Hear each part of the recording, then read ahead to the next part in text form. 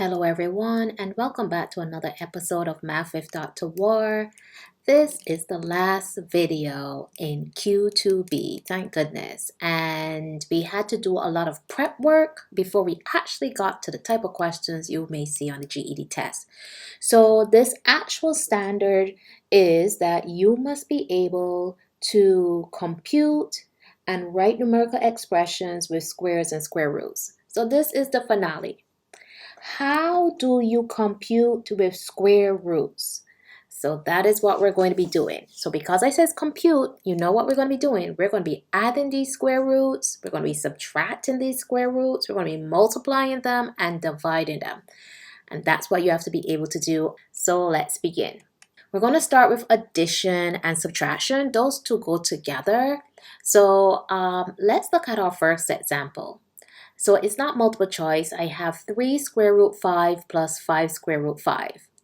I'm going to, instead of say square roots, suppose I wrote this as 3 apples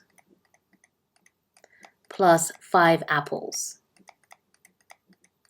Because they both have the same square roots. So if I have 3 apples plus 5 apples, if I add this, what will be my answer? Well, you're right. Your answer would be 8 apples. So notice your square roots are the same. So because your square roots are the same, what you're going to do is you're going to add those numbers that are on the outside of the square root. The 3 and the 5 are going to add to each other, and you're going to keep the square root 5. 3 plus 5 is 8, and you're going to keep the radical 5, and that's your answer. Again, suppose you're subtracting. I have 6 square root 2 minus 5 square root 2. So to me, this is like having 6 apples minus 5 apples. 6 apples minus 5 apples is actually 1 apple. So because you have the same square root 2, because they're the same, all you're going to do is the numbers that are in front, the 6 is going to take away the 5. You're going to keep the square root 2, so your answer is 1 square root 2. Now, your test is multiple choice, some of the answers. So you're not going to see 1 square root 2. Your answer is just going to be square root 2. Okay, they're not going to write that 1. 1 is considered invisible. Now, let's look at some multiple choice questions you may see. So here it says the sum of 3 square root 5 and 6 square root 5. Now, we all know sum means to add. I noticed that they both have the same square root 5. So all I'm adding is the 6 and the 3, which would give me 9. And you're going to still have the square root 5 because that's like 3 apples plus 6 apples would be 9 apples. And who are your apples? Your apples is the square root 5. So your answer is D. I don't know if you're going to get anything this long, which is an addition and a subtraction, but here we go. So the first thing I do is I always look to see if they have the same square root. So square root 3, square root 3, square root 3. I'm like, great. So I'm going to take the 9, add it to the 2, then subtract 2. And whatever answer I get is going to be stuck on with that square root 3. So 9 plus 2 is 11, and 11 minus 2 is 9. So my answer is 9 square root 3. So my answer is D. Problem comes in when you don't have the same square roots. So like what we have here. So I have the sum of square root 12 and 5 square root 3. Sum means to add, so I have square root 12 and they want me to add with 5 square root 3. The square roots are not the same. So in order for you to add, you got to get them to be the same.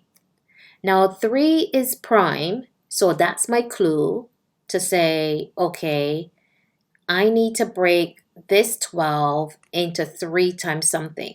Because again, they got to be the same, and 3 is a prime number. You can't do anything else with this, so that's your clue. So 3 times what would give you 12? That would be 4.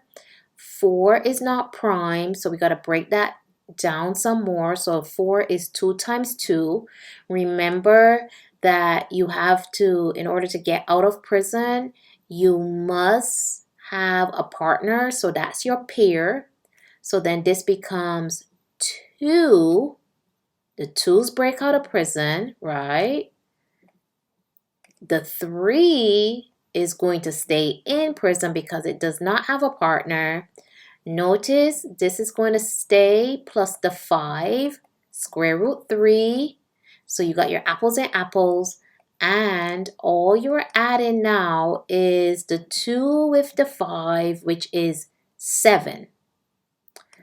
And remember, you're still going to have square root 3. So your apples do not turn into oranges, okay? Square root 3, still square root 3. And the 2 and the 5 is what you add to get 7. So your answer is C.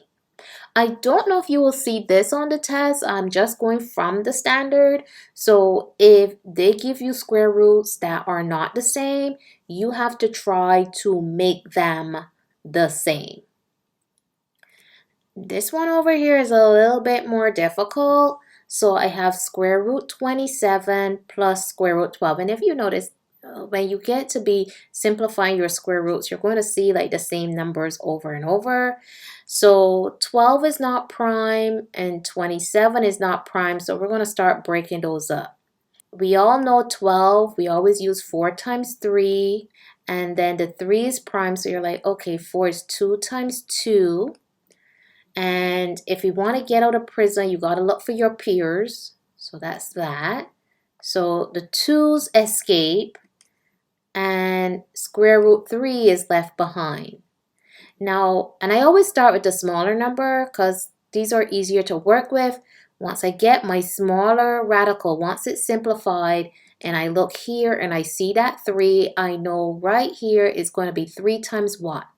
3 times 9, and then 9 is 3 times 3, and we got to look for our peers to get out of prison. So we have the 3 here, right? And who's going to stay inside? The other lonely 3. And again, remember we're adding. So the 3 and the 2 are going to come together to give you 5. And your apples, which is your radical 3, will stay radical 3. You know, apples don't turn into oranges. They still stay apples. So your answer is 5 radical 3. So your answer is number 1. Let's look at a subtraction because you could get subtraction. So here it says the expression 5 radical 3 minus radical 27. Again, notice they use like the same numbers all the time. So you got 27 here. So I know that the 5 radical 3, that's as small as it can get. This can't go any further. And that's my clue that 3 times something is going to give me 27, which will be 9. And you saw from before how I broke this up into 3 times 3. So who are your peers? Right here. So that 27 is going to be 3 square root. That stays in. And then at the top, you had 5 square root 3. So again, if you want to, I always say 5 apples minus 3 apples is 2 apples. My apples is a radical 3. So I'm looking for 2 radical 3. So my answer is D. And this is if you get adding and subtracting. So sometimes with the addition, sometimes they're going to give you the same square root, like how we have here square root 5 and square root 5. And sometimes they're going to give you different numbers in your square roots. And in order to add them, you're going to have to try to make them the same. And that's why the previous video, I showed you how to simplify, because that was laying the foundation. Now, let's look at multiplication and division. These are not that difficult. I am telling you, they are not. So here I have square root 7 times square root 35. So square root 7 is as small as it can get. Now, with the square root 35, right, we're going to break that up. So you're like, oh, 35 is 7 times 5. So I'm going to put one big square root. So I got 7 times 5. And again, you know my little prison analogy, because the square root sign is like a prison. So you look for your peers, and the 7s are going to escape because they have a partner. So the 7 is here, and who stays in is the 5. So your answer is 7 square root 5. I find this way pretty easier. Like, I don't want to multiply 7 times 35 and get a big old nasty number and then have to break it down. So I break my numbers as I see them. Okay, let's try it again. So I have square root 5, right? And then I got square root 15. Now 5 is as small as it can get. So you're like, okay, that stays. And then you're like 15. Okay, 15 is 3 times 5. Okay, so then I'm going to put one big square root because it makes no sense having like them separated. So 3 times 5 times 5. Now everybody here in prison, and people getting agitated, they want to get out. So the 5s, they appear. So they're like, you know what? We escaping. So the 5s are gone. The 3 does not have a partner. So the 3 stays in prison. So you're looking for 5 square root 3. So your answer is D. So notice multiplication is pretty easy.